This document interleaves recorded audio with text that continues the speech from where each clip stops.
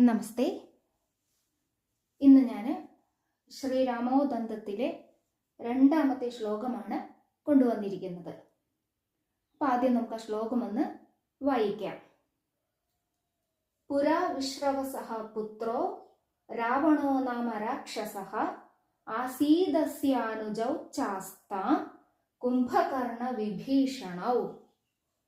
ഇതിൻ്റെ അർത്ഥം വന്നിട്ട്, പണ്ട് വിശ്രവസിന്റെ പുത്രനായ രാവണൻ എന്നു പേരുള്ള രാക്ഷസൻ ഉണ്ടായിരുന്നു. അദ്ദേഹത്തിന് കുംഭകർണ വിഭീഷണൗ എന്നു പേരായ 2 അനുജന്മാരും ഉണ്ടായിരുന്നു. ഓക്കെ, അപ്പൊ ഇതാണ് ആ ഒരു ശ്ലോകത്തിന്റെ അർത്ഥം. ഇനി നമുക്ക് സന്ധിയുക്ത പദങ്ങളെ നമുക്ക് പിരിക്കാം. അപ്പോ സന്ധിയുക്ത പദങ്ങൾ ഏതെല്ലാമാണ് ഇവിടെ വരുന്നത്? ഇവിടെ പുത്രോ, അത് വന്നിട്ട് എന്താണ്? പുത്രഹ എന്നാണ്.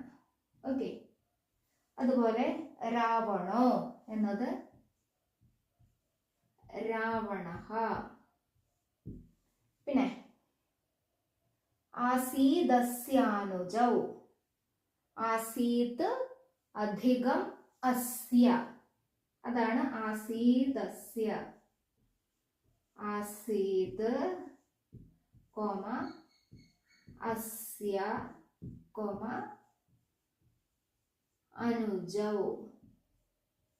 ഇവിടെ ഈ തയും ആയും, ഈ ത പ്ലസ് ആ അവിടെ ദ ആയി വന്ന് ജഷ്ത്വ സന്ധി അവിടെ വരികയാണ്. പിന്നെ അസ്യ എന്നതിലെ ആയും അനുജൗ എന്നതിലെ ആയും കൂടി ചേർന്ന് ആ എന്ന സവർണ ദീർഘം അവിടെ വരികയാണ്. ഓക്കെ, ആസീദസ്യാനുജൗ സന്ധിപദങ്ങളെ പിരിച്ചു. പിന്നെ ചാസ്താം, ച ആസ്താം. പിന്നെ കുംഭകർണ വിഭീഷണൗ, അത് ഇവിടെ ഒറ്റപ്പദമായിട്ട് എടുത്താൽ മതി. ഓക്കെ, കാരണം അത് ഒരു സമസ്ത പദവുമാണ്, അവിടെ സന്ധി പ്രത്യേകമായിട്ടൊന്നും വരുന്നില്ല. ഓക്കെ, അപ്പൊ ഇതെല്ലാമാണ് സന്ധിയുക്ത പദങ്ങൾ. ഇനി ഇവയുടെ അന്വയം നമുക്കൊന്ന് നോക്കാം. പുരാ വിശ്രവസഃ, വിശ്രവസഃ പുത്രഃ, പുത്രഃ രാവണോ നാമ രാക്ഷസഃ ആസീത്. അല്ലേ? പുരാ വിശ്രവസഃ പുത്രോ രാവണോ നാമ രാക്ഷസഃ ആസീത്.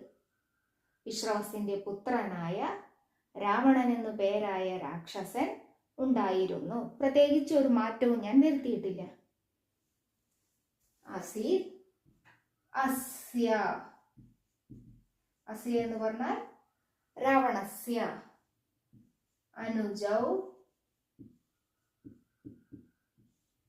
ആരൊക്കെയാണ്? അനുജൗ കുംഭകർണ വിഭീഷണൗ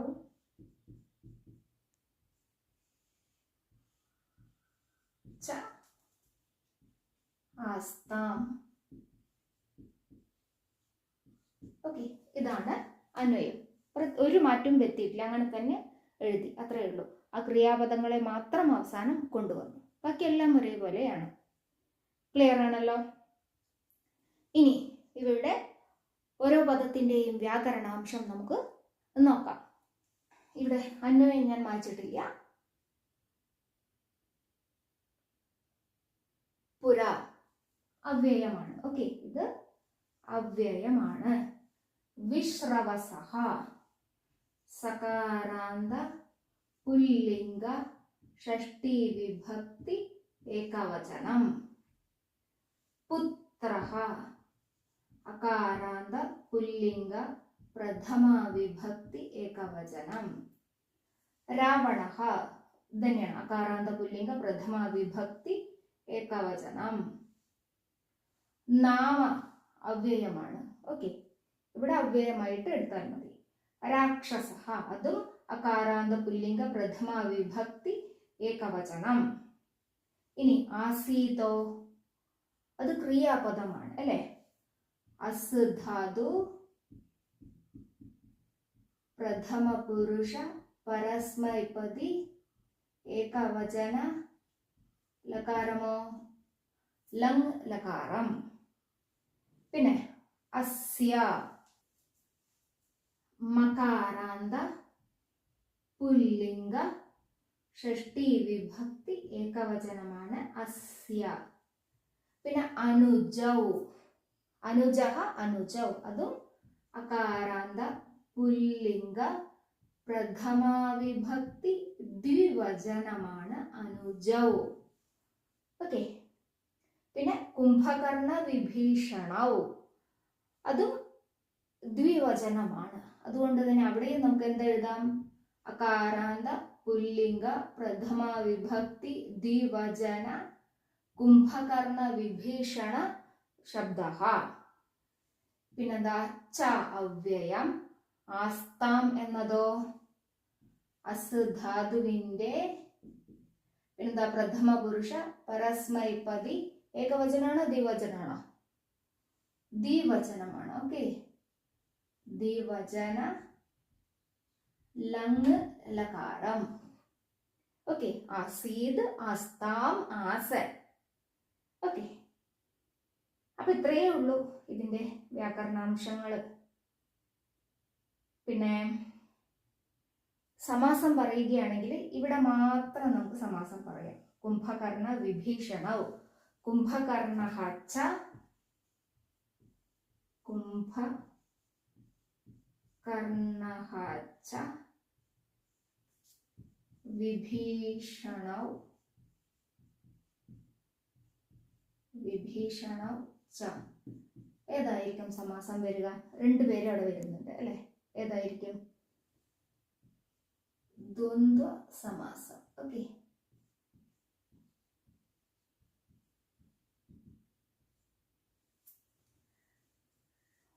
ഓക്കെ. അപ്പോൾ ഈ ഒരു ചെറിയൊരു ശ്ലോകത്തിലൂടെ ചെറിയ രീതിയിൽ നമുക്ക് വ്യാകരണാംശം പഠിക്കാൻ കഴിഞ്ഞു. ഇനി നമുക്ക് രണ്ട് ക്രിയാപദങ്ങൾ ഉണ്ട് എന്ന് നമ്മൾ മനസ്സിലാക്കി. ഏതെല്ലാമാണ്?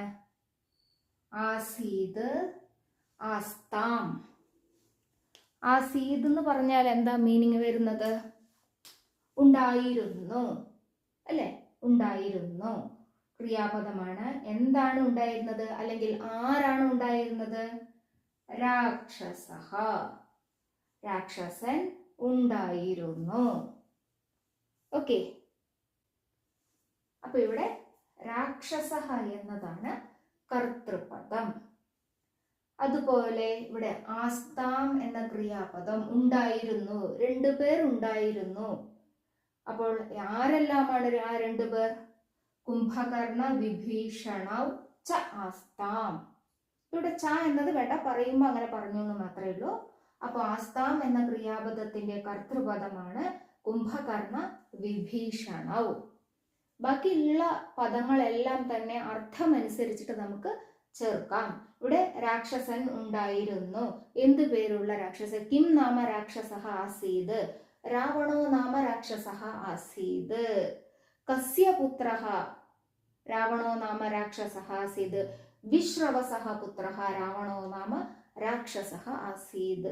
കഥാ വിശ്രവസോ നാമ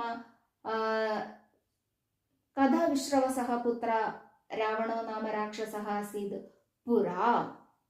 എന്നിങ്ങനെ ഓരോ പദങ്ങളെ വെച്ചിട്ട് ആ പദങ്ങളുടെ ലിംഗങ്ങൾക്കനുസരിച്ചിട്ട് നമുക്ക് ചോദ്യങ്ങൾ ചോദിക്കുവാൻ പറ്റും. പക്ഷെ അതെല്ലാം കുറച്ച് പ്രയാസമാണ്. കാരണം തുടക്കത്തിൽ പഠിക്കുന്നവർക്കെല്ലാം അത് പ്രയാസമാണ്. അപ്പോ നമുക്ക് പെട്ടെന്ന് ക്രിയ കർത്ത. ഓക്കെ, പിന്നെ കർമ്മം ഇവിടെ ഇല്ല. ഓക്കെ, അതുകൊണ്ട് തന്നെ ഇവിടെ കർത്താവിനെയും ക്രിയയെയും മാത്രമേ കൊടുത്തിട്ടുള്ളൂ. കാരണം ആസീദ് എന്നുള്ള ക്രിയാപദമാണ്. ഓക്കെ, അപ്പൊ ഒരു വാക്യം കണ്ടു കഴിഞ്ഞാൽ കർത്ത കർമ്മ ക്രിയ ഇത് മൂന്നെണ്ണത്തെയും നമ്മൾ മനസ്സിലാക്കണം. ഇവിടെ ഈ രണ്ടുപേരും മാത്രമേ നമുക്ക് പഠിക്കാനായിട്ട് ഉള്ളൂ. ഓക്കെ. കുംഭകർണഃ ച വിഭീഷണഃ ച എന്നാണ് വിഗ്രഹം.